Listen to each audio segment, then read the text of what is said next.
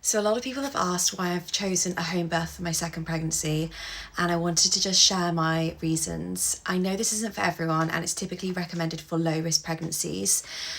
So as many of you know, I do have endometriosis, adenomyosis and PCOS, so 3 underlying hormone conditions. And after years of hospital visits, I've been gaslit, ignored, and forced to constantly advocate for myself, and I've had such a negative hospital experience. And honestly, I am grateful for it because it's shown me what I don't want. The last time I was in labour, I had to go back and forth from the hospital 4 times, and those car rides definitely slowed everything down, and I didn't think the care was that great. For me, home is my sanctuary. We've put everything into creating this space over the last 2 years, and I really want to bring my baby into it, into a peaceful environment with my daughter there too. I really love the continuity of care and the fact that all my appointments are at home with midwives I've met and trust. And with my first birth, I didn't know anyone who was guiding me through the process, obviously, until I got to the hospital. Another reason is that I really want to avoid unnecessary medical interventions. I do truly believe that if I'd been at home for my first birth, I wouldn't have had the interventions that I did in hospital.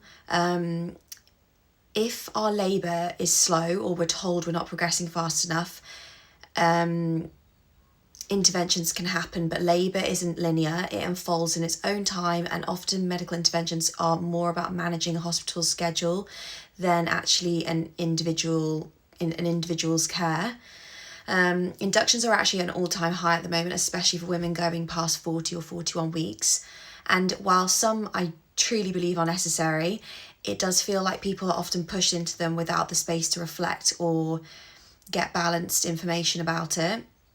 The labour ward was the most traumatic part of my first birth. After my episiotomy, I was straight away separated by a curtain. I was in excruciating pain, and I wasn't checked on for hours. I kept having to ask someone to come and do checks on me, checks on the baby, and this time I just want to be in my own shower. I want to be in my own bed with the same midwives who helped me deliver the baby, doing the post-birth checks on me and the baby too. I know this topic is extremely controversial, and whatever choice you make around birth, it should be respected. I have friends who disagree with me, and that's okay, but I just want to share how I'm feeling in case anyone else is on the fence and wants to hear it a little bit more.